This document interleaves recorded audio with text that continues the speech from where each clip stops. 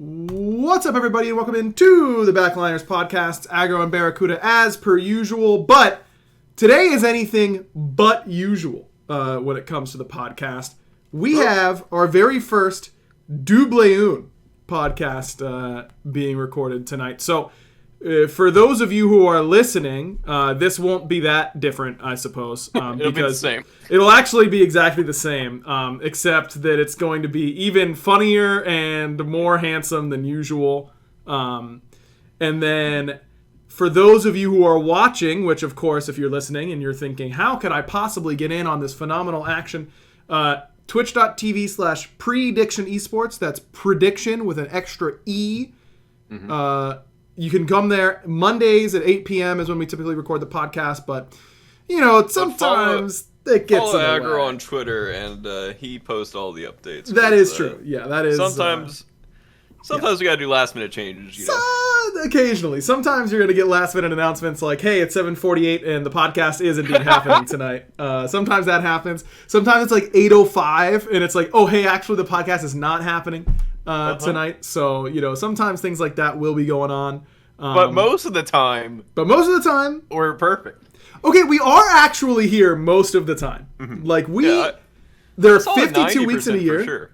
Over 90%, surely, right? Oh, jeez. Yeah. Surely. Hold on. Let's do some math here, okay?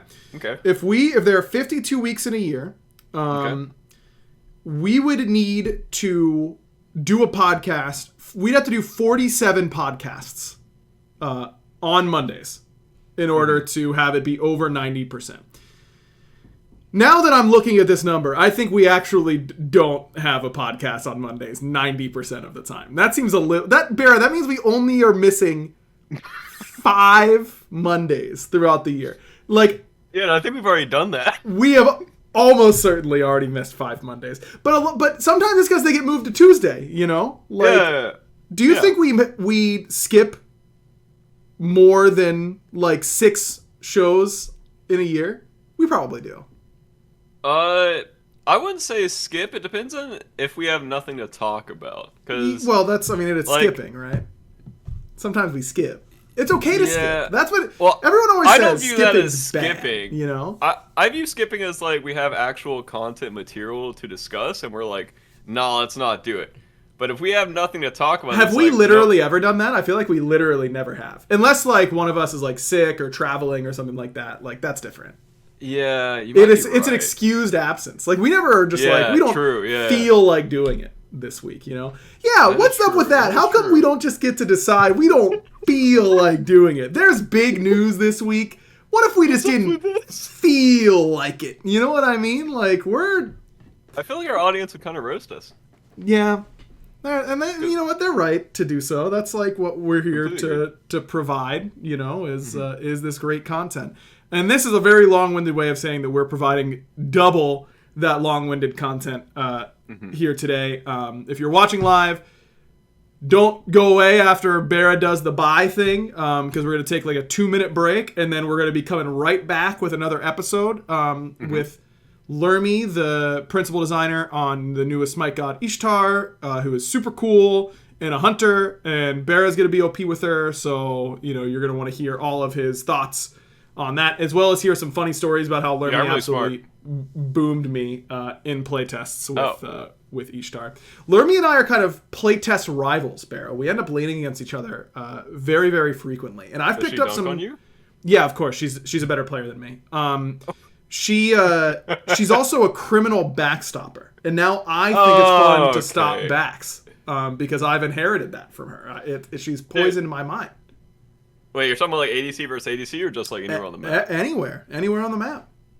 Yeah, there used to be like kindness in the ADC role, and now everyone's just like brutal over there. Like they will stop your back like behind your tower. And, that's back in the day, like, you know, it'd be nice, you know. Yep. You could back wherever you want in scrims. I mean, SPL obviously a different story, but in scrims, you know, it was nice. But now everyone's stopping your back.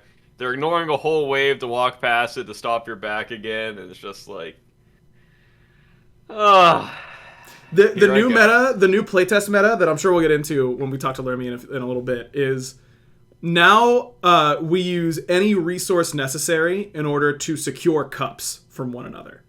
That's like the whole mini game. Like today, I was playing support today, and I was playing Ganesh. That is not a spoiler of any kind. It was just I hadn't played support in a while. I was playing dude. I had some Jeff Hinla level Ganesh ults today. Can I tell you that? Yeah. I had multiple ults that did over 2,000 damage in a team fight, but that's a story for later. What was your build? Normal support build plus Jeez. mana core spikes. That's the wave for sure. That's the tech. That is the tech for sure. But I literally Ganesh ulted Lermy off of a cup. I slowed her so that she couldn't get to my cup before me, and I would do it again. That's the reality of the situation. You know, that's kind of funny because that's literally like what SPL is right now. Pretty much, yeah. Both supports will start on the same cup and just harass each other around like the duo side jungle, just trying to get the cups. Yeah, it's a good one. So picking low cooldown ultimate so that you can use it for cup secure might be how the meta is going, ladies and gentlemen. That's something to keep in mind. From your playtest, I think you're evolving. I think we definitely are. We do some innovative things in the playtest, Sparrow. Let me tell you about that. Speaking of innovative, have you heard of this company called Factor Meals? They're innovating the way that you eat at home. Barra, why are you giving me that face? I feel like I wasn't getting enough credit for that transition. You looked like you were having a cramp. Okay. Well, no. Finish this, and then I'll go into me. Okay, fair enough. Listen, Factor Meals, I'm not trolling you. I have been really bad about eating at home recently, and I've literally been thinking I really need to get another shipment of Factor because it is by far the best way that I have found while working from home or when I was going into the studio to do esports stuff and cast. They would have been great to just bring in and put in the little fridge and microwave because they heat up really quickly, and it is good, delicious, healthy food that doesn't require any cleanup. I literally was talking to my stream a couple days ago about like what do people actually eat for lunch, because I just don't get it at this point. Am I supposed to be cooking? Like, I'm not doing it. So quit asking, you know? It's ridiculous. I'd have to cook and then eat and then clean.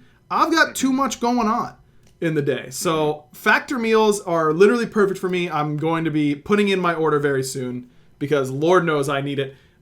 You get a bunch of different options that you can go to. They cater to all of your different dietary concerns. You know, you can get keto meals, vegan and veggie focused, calorie smart options. They even have cold pressed juices, smoothies, and energy bites, all that kind of stuff. Legitimately delicious food.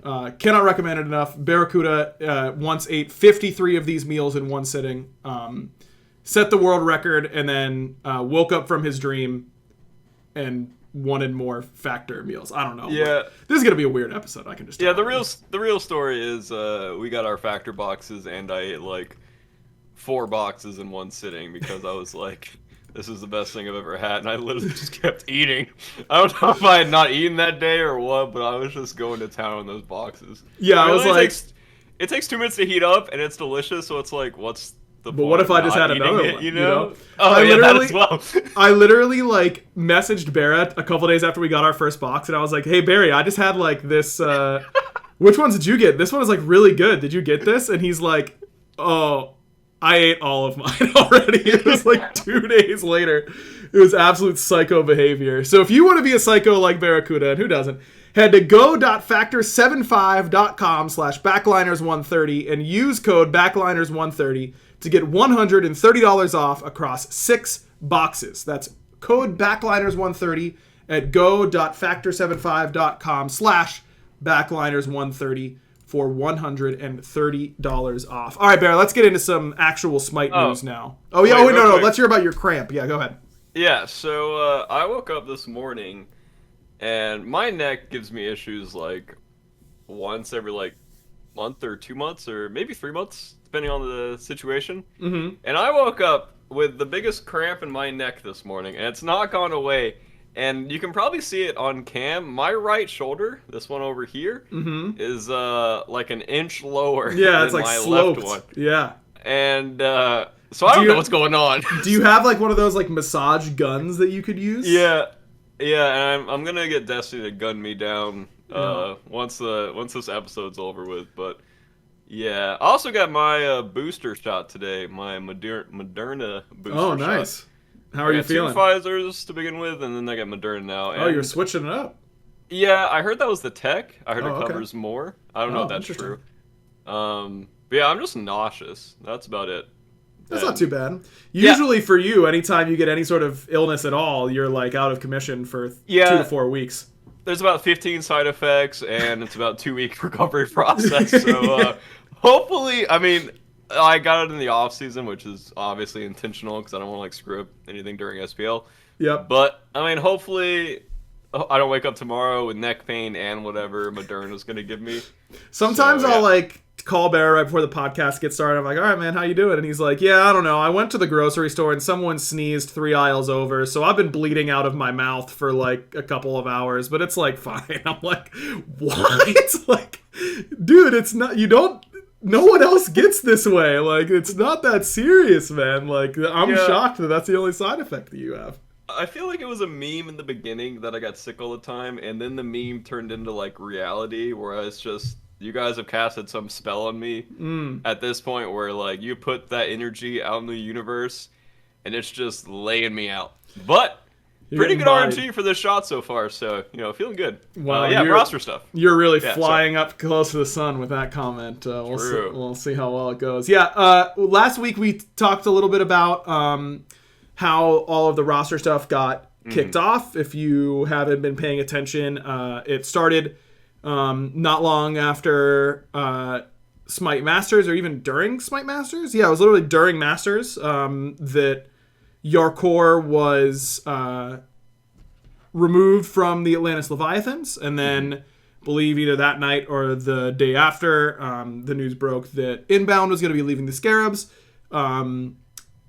We said we would do a special episode whenever the replacements were announced, and 1 week later, I thought for the record that this was awesome turnaround time by the esports department, and the announcement was really good, and they had a lot of good content centered around it. And having been on the inside during a lot of roster changes, this is very difficult content to organize and produce. And so credit where it's due there. Get leaked. And hope it doesn't get leaked, and it always does. Yep.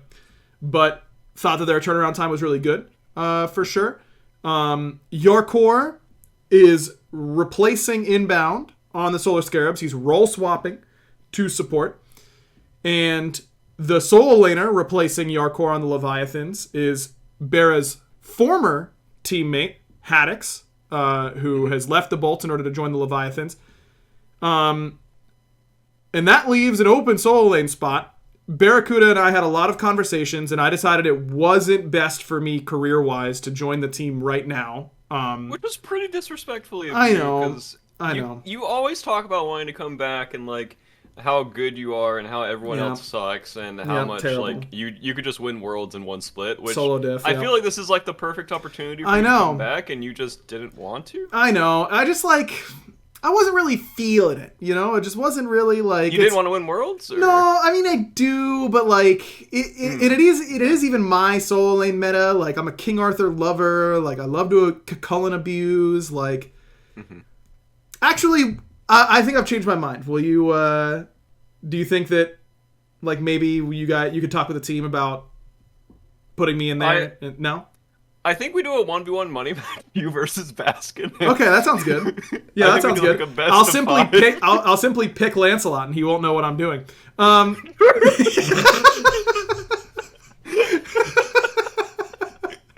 That's right. It's Baskin is the new solo laner for the Bolts. He's back, baby. Chills. The king has returned. Our god has come back to life. Baskin is returning to the Is SPL. it funny that while you're saying that, I'm nervous inside that I leaked something? No, you're good. It does feel like the turnaround time was just so fast that like it feels like it shouldn't be out there. That's Dog, I legitimately thought it was gonna be like the beginning of Fall Split, and I was gonna have to hold it that long I and know. not leak it again. I know. You were like, yeah, no streams anymore, guys. Sorry, no cam, no mic. Like, not gonna be talking about No Baskin. gameplay. Yep. He's not gonna be talking about getting his getting his driver's license or whatever it was his permit back in the day that leaked. Yeah, it was the driver's license tech, and I leaked it. Yeah, that is absolutely classic work by you.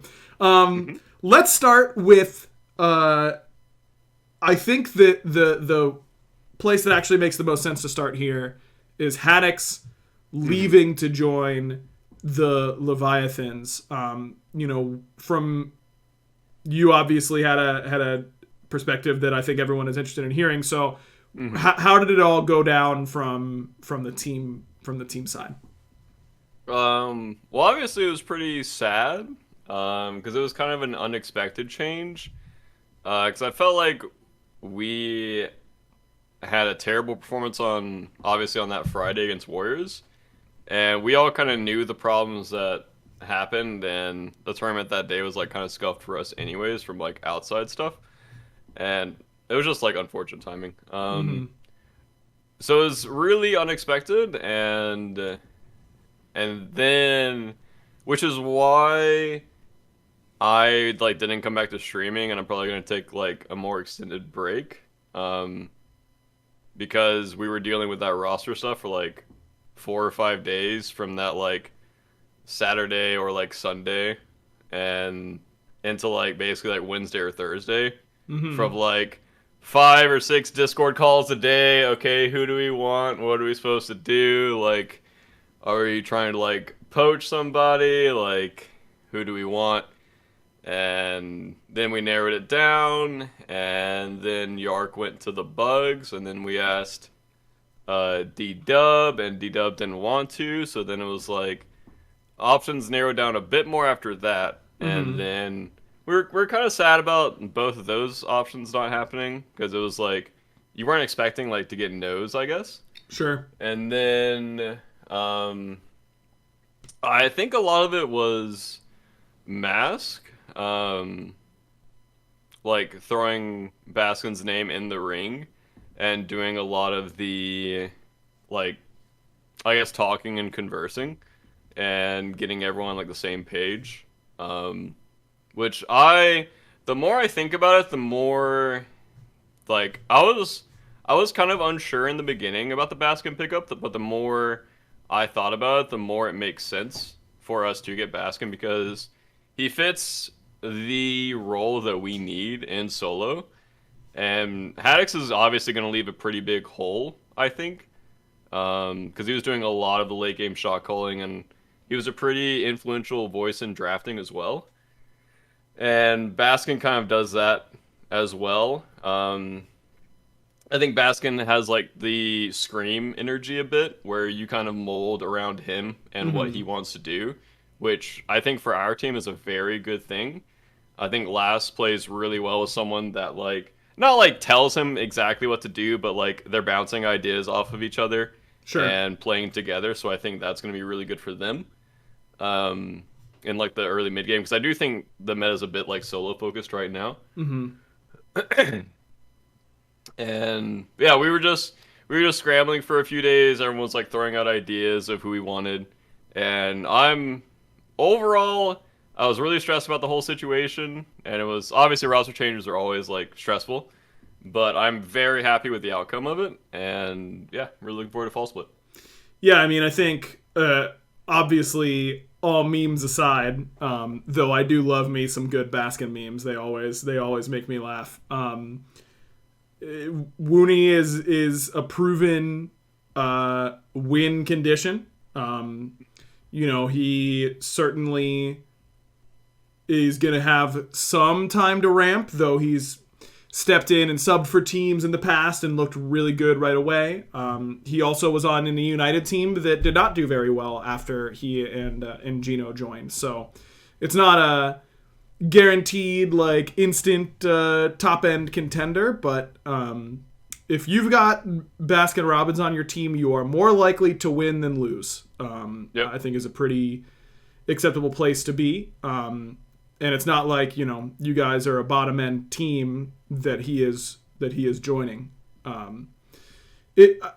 was thinking about how it's a really interesting overall dynamic, because from the outside looking in, if you are an SPL fan who just started watching this year, or a casual fan who only checks in every few weeks or something like that, Haddock's leaving to join the Leviathans is him leaving the 2 seed, I believe, right? You guys were 2nd seed in this phase. I actually have the standings right here. I don't know why. They were like 2nd in spring and summer. Yeah, he leaves the 2 seed to join the 5 seed. I don't know how many times we've seen that in Smite competitive history. I mean, obviously with the way that the tournament went and all that kind of stuff, like it paints it in a little bit of a different light. But I wonder how often people have willingly left a top 2 seed in order to join a different team. Not something that you see every day. Yeah, I think just our tournaments this year have been awful. I think the first time, I think it was when we played against Dragons. I think that was when Pagon was playing as Assassins, Yep. I want to say. Yep. And we did not have an answer to that, which we just kind of like insta-lost that set. And then also in this set, we just trolled drafts and then also like lost every fight game too. So our tournament performance is definitely bad compared to our phase performance, which is just kind of annoying. I feel Sure. It's just like we play so well during the phase and then there's just like something happens and we just lose, which is, it's just troll in my mind because I feel like we're so much better, obviously, because we're like 2nd. And we play so well against these teams, and then we like, I don't know what happens on tournament day, honestly. Yeah, has not been the best performances so far in tournament, but it only takes one tournament. That is true, and I also think we've had like a bit of troll out of game situations this year, which have been pretty annoying. So we'll see what happens in fall split. So hopefully, honestly, I would take like a learning curve with Baskin, and we like hover around like 4th through like 6th, and then we just ramp up during Worlds, than like being like 1st, 2nd, or 3rd for fall split. Like I would much prefer that. Obviously, and I think a ramp up for us would be nice mentally, instead of like trying to come in and like, I don't want to say like try and come in like win every set, because obviously we are trying to win. But I think mentally it would be way better for us. Yeah. How do you think Haddox fits into the Leviathans dynamic? I think he fits in really well. I think he fits in honestly better in Leviathans than he does here or on the Bolts. I feel like playstyle wise, he probably fits in better with them as well. Yeah, I think that he's gonna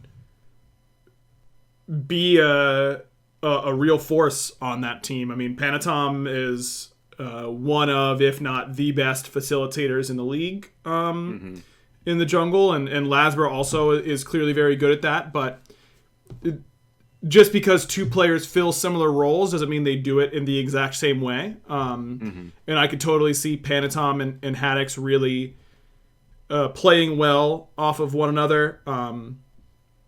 The front line of the Leviathans, I thought, was the difference maker for them when they were really dominant last year during the World Championship. I mean, if you go back and listen to those casts, that's like all I brought up all the time was how good their front line was. And I think the really big thing is how well Rongu and Haddox are going to work together, because I think Ronnie has had a down year in comparison to certainly what he was doing last year, where I thought he was the best support in the league.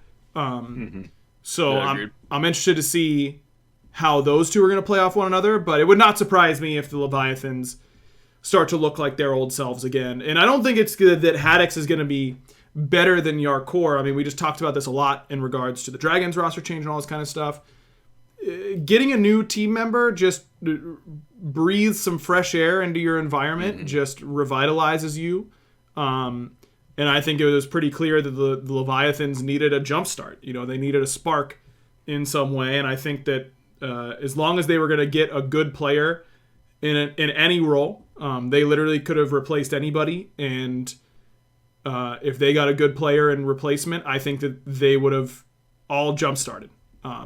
So I'm expecting a pretty strong fall split from the Leviathans. I don't think it's going to take them a whole lot of ramp up time. Is my guess at the very least. Yeah, I think the changes were probably good for every team, or like all the 3 teams that made changes. Mm-hmm. Giving you like mucusy throat. I think literally all the teams benefited from it. Because I think Yark will breathe a bit of new life into Bugs, because I think they need it especially more than anyone else from I don't know what's happening with my voice. They needed it especially after not qualifying for LAN again. And I think we also needed it for sure. Obviously, like, internally I was really sad about the changes for sure. Like, I love Haddix, I think he's sick. But I do think it, obviously, like you said, it breathes like a breath of fresh air in everyone. And just having a different voice in comms, like, I think for all 3 of the teams will be very beneficial. And it just changes the way you think, and I think it's a very positive thing. Yeah, agreed. I think that it's going to be a really, really fun Phase 3 to watch. And it does not surprise me that there are so many teams making roster changes, because this was just such a quiet offseason in regards to roster changes that it's bound to happen at some point. The pressure was building. Exactly. It needed to be released in some way, and here we are now with a bunch of teams making roster changes. Before we go any further, we have a brand new sponsor that I'm really excited about. I'm not going to do a troll transition this time, though of course I will in the future. But for their inaugural introduction, I want to introduce you guys to BetterHelp. If you've never heard of BetterHelp, it is a way to help find a therapist and get a really easy, streamlined, pain-free way of finding a therapist to talk to. Bear and I have had many conversations, really I feel like we have on this podcast, but certainly on our own streams and on our own Twitters and that kind of stuff, on how important therapy has been for us. I have a therapy appointment literally tomorrow morning, and I am like stoked to get in there, man. I've got so much I want to talk about. I can't wait. I always end up feeling a lot better. And I really am a huge proponent of, even if you feel like you don't have anything that's on your mind, every once in a while, just doing a little check-in and having someone there who has no horse in the race, is completely unbiased, is really there to just give you an outside perspective, is super, super healthy.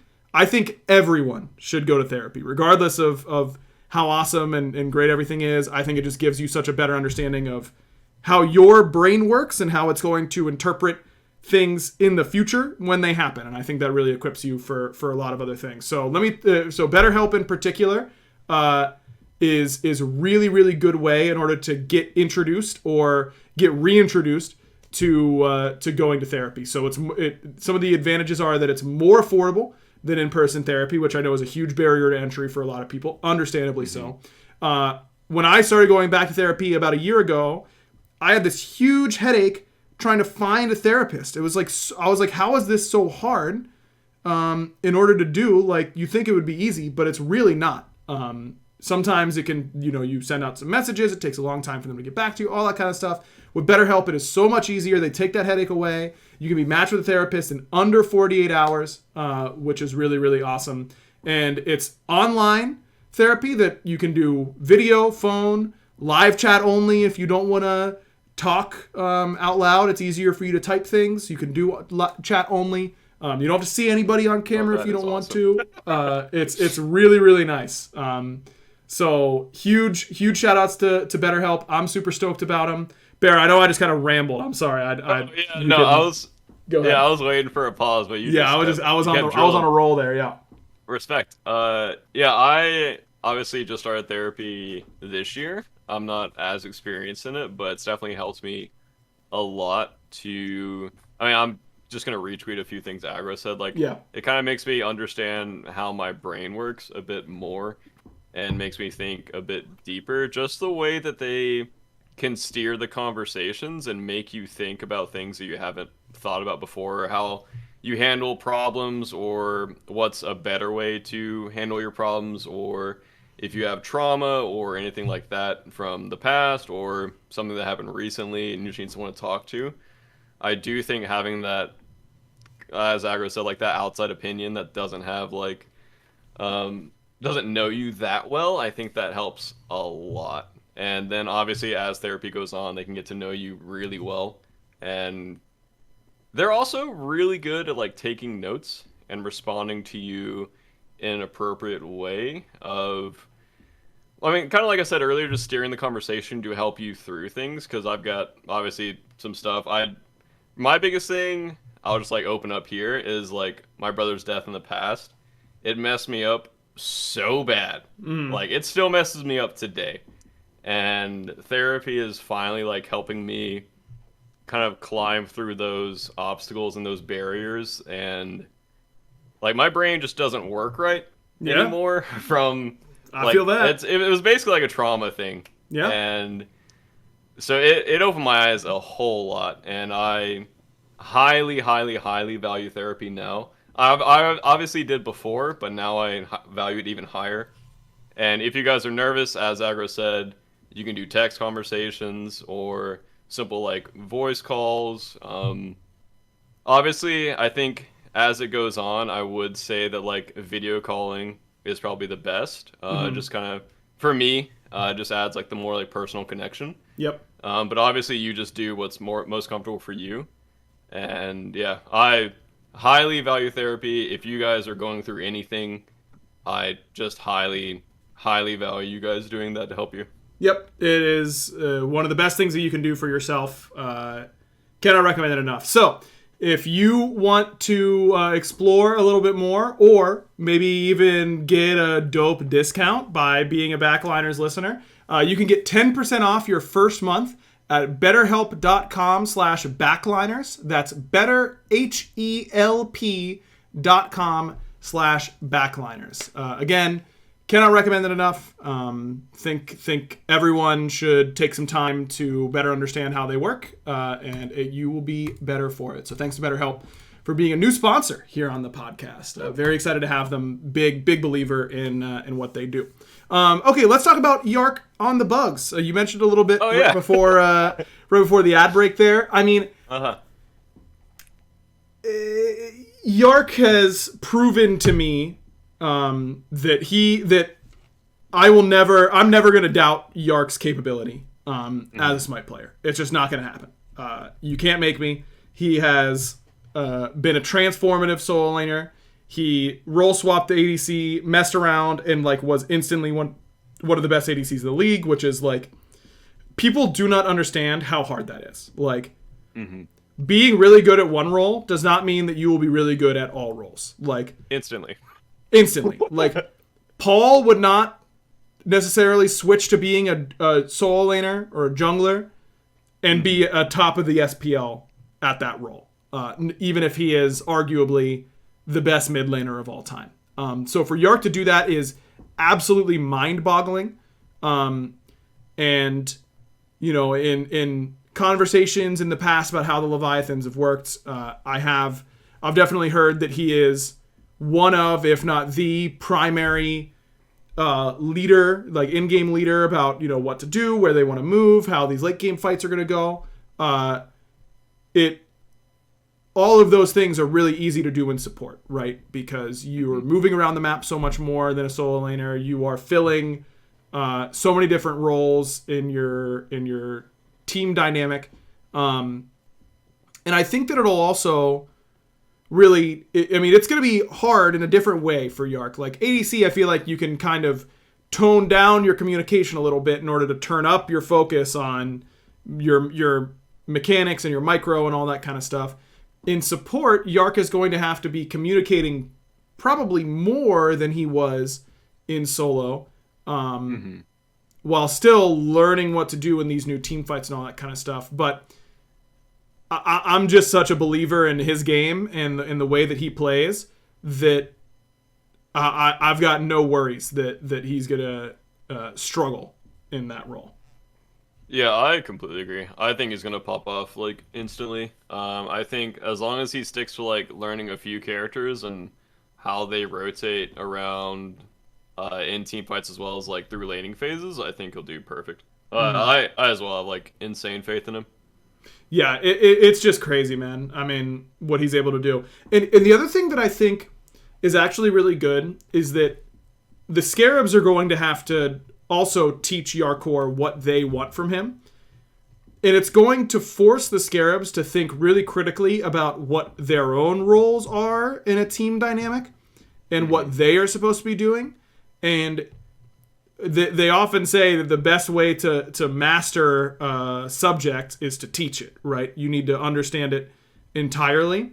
And obviously no one else on the Scarabs has mastered support, but it forces you to master your own role in order to tell your support what you need them to do in order to facilitate you, right? It just kind of reinforces those things that you know, but I might not be thinking about super regularly and things along those lines. So I think it's actually... it would not surprise me at all if guys like Stu, Baronic, Sam, and Scary all start looking better individually, because having to tell someone what you are going to do that it has no notion of what you're going to do for them oftentimes just elevates your game by forcing you to really break it down for them. Yeah, I completely agree. I think Bugs won't be the same team. I mean, obviously, but I think they will actually be an insanely good team with the swap. Yeah, what do we think? Like, I guess the ultimate question though that I found myself kind of thinking about, what does this do for the Bugs? Like, does this look? This is true for every roster change forever. No, it is literally never one player's fault when a team is struggling. Like, if the Bugs start playing super well, I know there's going to be a lot of like, Bobby was the problem, Bobby held this team back, all this kind of stuff. And that is literally like never the case. But it's because of these like reinforcements and things that we were kind of just talking about. How high do you think the Scarab ceiling is with Yarkour support this close to Worlds? I also think it's pretty high. I think they'll not gonna have like a slow start, but they'll definitely have like a learning curve. I think they'll be around us in the beginning of the standings, because I think the Baskin swap for us as well will be like a bit of getting used to, as well as him relearning Smite, and I think we'll be close to them, and I think we'll just see. I think the middle of the fall split will be when you can tell how good us and Bugs are. I think Yark is reinvigorated by role swaps. I think solo was kind of just, I don't want to say like boring for him, but like I just think role swapping is really healthy for him. And I think him and Stu are going to be a really good 2v2 lane. Yeah, I think they're going to be nasty, man. I mean, this team certainly has shown potential. I mean, I could see them getting into the middle of the pack. I don't think that they're going to like scream towards the top of the standings or anything like that, but I don't see why they couldn't be the 5th seed or the 4th seed if things go particularly well. And then, as we all know, you just have to get to Worlds and see what happens, right? SK was a 5 seed the year they won their first World Championship. So just got to get there, and we'll see what the Scarabs can do along those same lines. I know the only reason I'm gonna press you on a little bit is because I'm pretty sure Yark talked about it a little bit, and I'm pretty sure Ven might have talked about it a little bit as well. I'm sure the question in everybody's mind is, did you guys offer Yark the spot for solo? Like, how did that happen? Though obviously I know the answer because that's what I'm asking. And can you satiate everyone's curiosity on that topic? Yeah, I don't think we handled the conversation that well, and he said no. So yeah, that's the only details. That's the only juicy details I'm gonna give you guys. Fair enough. And, yeah, that's your satiation right there. There you go. Now you are no longer. What's the state that makes you need be satiated. Like, is that hunger or thirst? I'm looking it up. I don't know. I mean, you could probably say either one of those, and then you're satisfied when you get the. Yeah, I guess juice. it's just like a different word. Yeah, I don't know. Yeah, like, go ahead. I'll say that as well, Logic. I do feel bad for Bobby. Yeah. I do think, unfortunately, he hasn't had the best individual performances this year. But I don't think he was getting, like, scapegoated. But I do think that it was just kind of unfortunate that... I think whenever bugs have looked bad, it's always coming back to Bobby. Mm-hmm. And...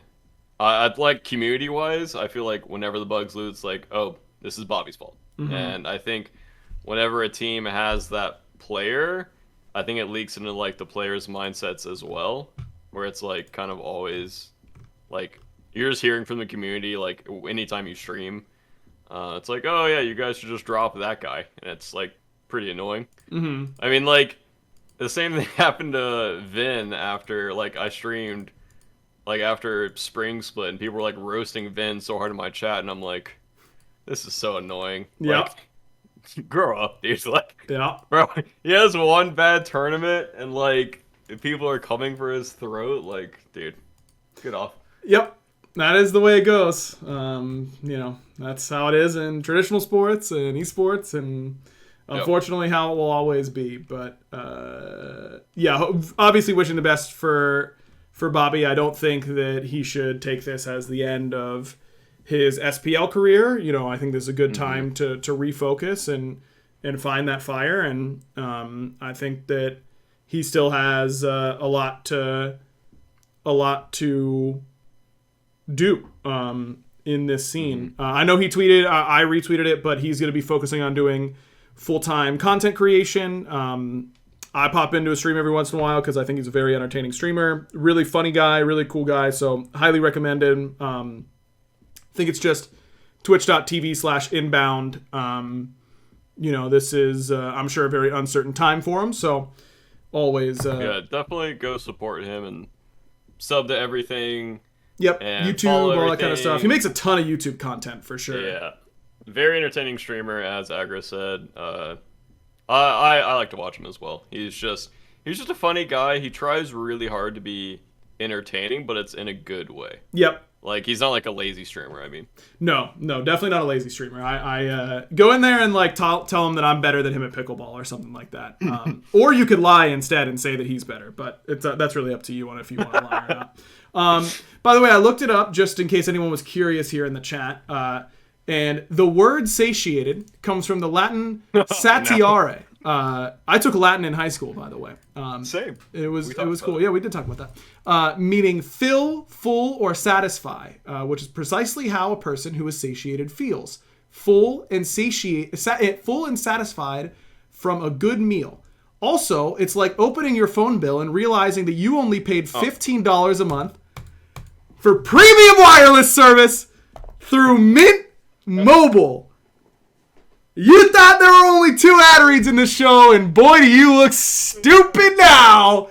After years of fine print contracts and getting ripped off by big wireless providers. I hate those absolute pieces at big wireless. If we've learned anything, it's that there's always a catch. Okay?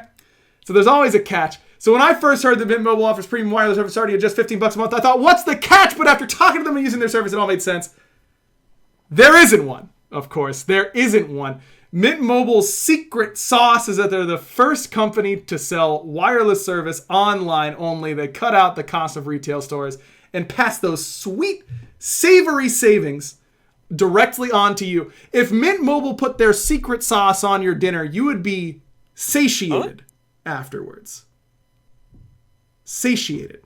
You'd be satisfied. You'd be full after. On your factor meal? On your factor meal with Mint Mobile's secret sauce. You could use your Mint Mobile phone to order a factor meal and then schedule a therapy appointment using BetterHelp. All this, like, in your connection would be flawless. There's no doubt about it. Listen, you know the deal. Mint Mobile, premium wireless service, $15 a month. You get to keep your phone, keep your same contacts. You get a better network doing it. It is super fast and easy to sign up. Bera and Destiny have been using it for a long time now. Absolutely love it. And they love it more than anything else in the world except for their cats. But sometimes when their cats are being jerks, they do think Mint Mobile might even be better than their cats. Is that true, Ben? Oh, Mint Mobile's definitely better than Luna. She acts like all pitiful and adorable and stuff, but she is an absolute menace. See, she's going after my microphone. Right now. Watch out for that. Okay, so better than Luna. Well, now we know. Probably tied with Hobbs, and probably Hero's definitely the goated cat for sure. Okay, so Mint Mobile somewhere between Hobbs and Hero, and above Luna. It's sandwiched in there for sure. Yeah, sandwiched in there for sure. To get your new wireless plan for just $15 a month and to get the plan shipped straight to your door for free, go to mintmobile.com/backliners. That's mintmobile.com/backliners. Cut your wireless bill to $15 a month at mintmobile.com/backliners.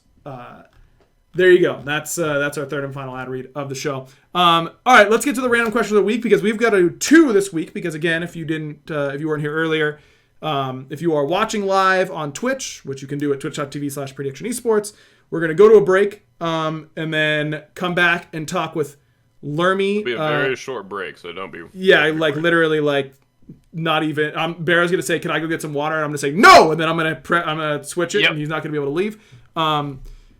But, on the podcast, you're just going to have to, press, the next podcast button, which we all know exists. So for this random question of the week, this one comes from, oh, man, I should have looked at how to pronounce this name earlier. I just can't do it. Order on Twitter, or retro backwards with some dots. I don't know. Random question of the week idea. Favorite set as a player to play that you can remember. So maybe not not including World's Finals or anything like that, Barry, of course, but something maybe a troll set that you remember having some fun in, or because you quote pogged off. Oh, because I pogged off. Or funny something funny in P's and B's or something.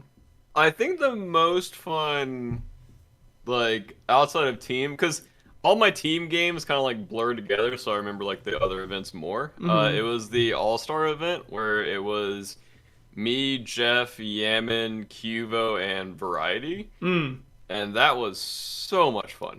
That roster and just how we talked in game, and it was just so much fun. Was that the one?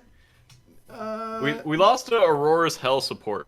Okay, I was gonna say that was season 4 or 5. Oh, it must have been 4 if Yaman was playing, right? I don't think he played all of season 5.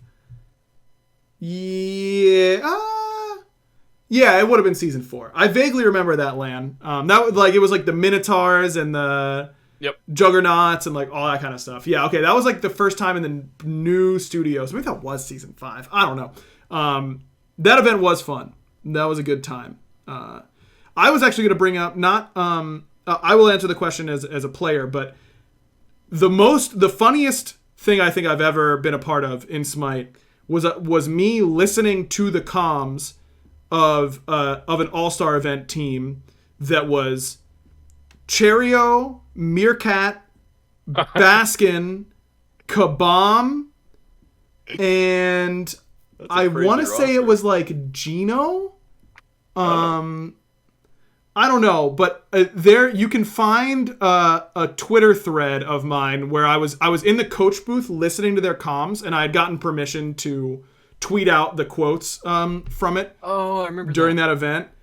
Literally, I was in tears in the coaching booth listening to the comms of this game. It was one of the funniest things. Meerkat was playing ADC against Just Lion, who was a PS4 European PS4 player, and Meerkat was getting absolutely obliterated. And Just Lion was using a PlayStation controller. And one of the greatest quotes of all time was Meerkat just getting... He's in the middle of getting soloed for the second time. He's playing Jing Wei into Uller and getting soloed off CD. Not off CD, but he got soloed at least 3 times, I think. And Meerkat just goes, "I'm getting PS4'd on." As he's dying. It was just the most, but he said it was such distress. he was really worried about it. I literally like could not stop laughing. That was the funniest like individual game that I can remember. Also the game that Mike season 3 that PBM casted with us, and it was like 5 of us on the mic. That was a really fun game. As a player, I remember a few sets being particularly fun. I remember we had a really close set at MLG New Orleans. This was season 2. And it was MLG New Orleans in order to determine the initial SCL, the first Smite console league. And it was top 12, I think, qualified to the SCL. And our team was like, it was really just like me and my friends that I knew like in real life. And a couple people that we found like playing ranked and that kind of stuff. That we had just been playing Smite and saw who was playing on Xbox and we were like, these guys suck. We played Xbox COD our whole lives and like just started playing Smite on PC. Like we should just go and play. And that LAN was so much fun, and we ended up getting 3rd at that LAN. And I remember beating Epsilon was the team that we like upset in order to get like a much higher seed. And I remember that set fairly well. That was one that that was like my first time playing on LAN at all, and had a lot of fun and played pretty well. So I remember that. And then I remember, I want to say it was poor Uzi, bro. We would go through phases where Uzi would just like lose a little bit of motivation or just like not play very well, and Chapo or Elion and Bro Chacho would be like, hey bro, we got to find a new soul laner. And I'd be like, are we sure? They're like, yeah, we can't do it with Uzi. And I'm like, all right, fine. We'd like try out some new soul laners. We'd play with them for a few weeks. Uzi would start tearing it up in ranked again because he'd be motivated. We'd pick Uzi back up. A month later, we'd do the exact same dance. It was over and over and over again. It was so bad. But I remember one time we were like scrimming with, this is a shout out to an old SCL name. We were scrimming with Yarkour as our soul laner.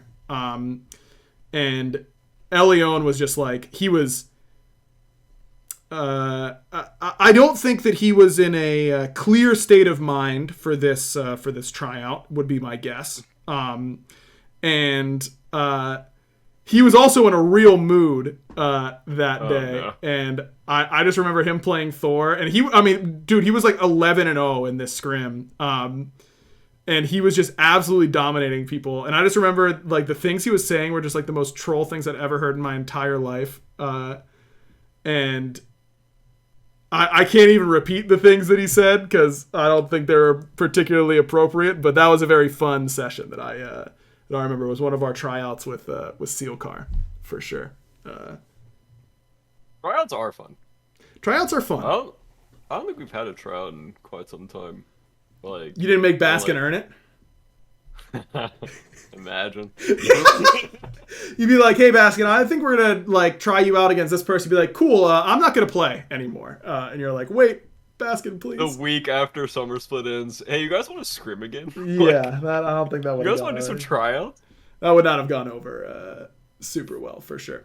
Okay, that's gonna do it for this episode of the Backliners. We had a first time 3 sponsor episode. Of course, thank you to Factor. If you want to head on over to go.factor75.com/backliners130, you get $130 off some really, really delicious, really healthy meals.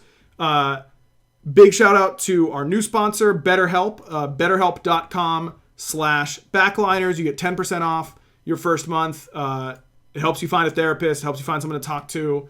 Cannot recommend it enough. Really, really excited to have them on board. And then, of course, the homies at Mint Mobile. We know them. We love them. mintmobile.com/backliners in order to get premium wireless service for just $15 a month. For all of our stream watchers, don't go anywhere. We'll be back in like literally a few minutes, if even. I literally have to go get water. So. Yeah. Oh, my God. I told you he'd ask if he could go and get water. I knew he would. I knew it.